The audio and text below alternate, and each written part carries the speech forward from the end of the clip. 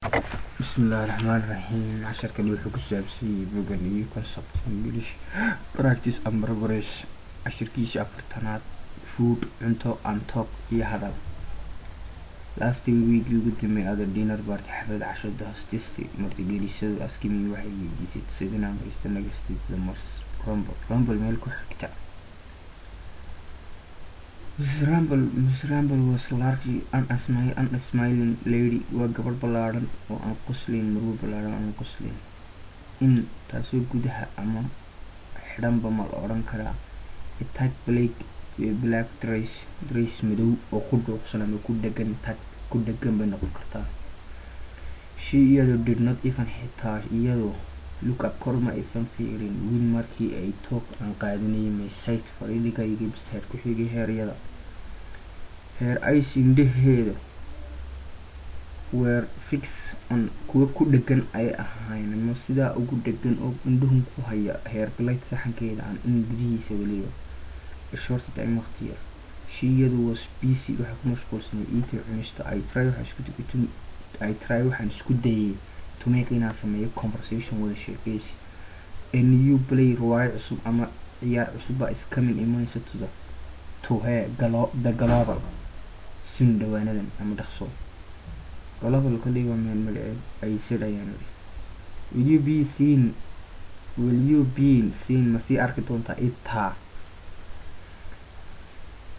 will you be seen ma sii arki doontaa itaa no she answered ayay ku jawaabtay. Will you be spending ma isku qarash garayn doontaa your holiday fasaxaaga abroad dibadda this year sanadkan I asked ayaan weydiiyey. No she answered maya ayay ku jawaabtay. Will you be staying ma iska sii joogi doontaa in England gudaha England I asked ayaan weydiiyey. No she answered in despair rajo dhigis ama si rajo dhig ah ama rajo dhigidaydii miyaa noqon kartaa. I asked waxaan weydiiyey her whether haddii iyadu she was enjoying ku raaxaysanaysa her dinner cashadeeda yangi maalin yahoon yari she answered ayay ku jawaabtay. If you eat more haddii aad cunto wax badan cuni lahayd and talked less hadalkaaguna yaraan lahaa inagu will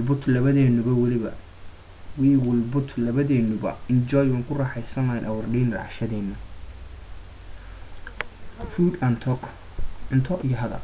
Last week ugu dambeeyay ada dinner party xaflad cashada hostesty kalka martigelisadu askimi waxay weydiisay to sit inaan fadhiisto nagastida Miss Rumble meel ku xigta. Miss Rumble was largely unsmiling lady waa gabadh ballaaran oo aan qoslin and tag black dress and dhar ku dhagan xidhan oo dhuuqsan oo madow weliba dress.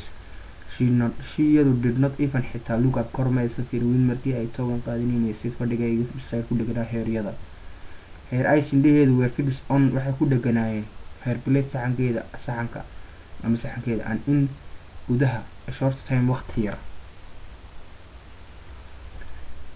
She was busy eating waxay ku mashquulsanayd cunista. I try waxaan isku dayay to make inaan sameeyo conversation wada sheekeysi. A new play ciyaar cusub is coming imanaysa to the global mesh global since dhawaanad ay sidayaan. Will you be seen ma sii arki doontaa itaa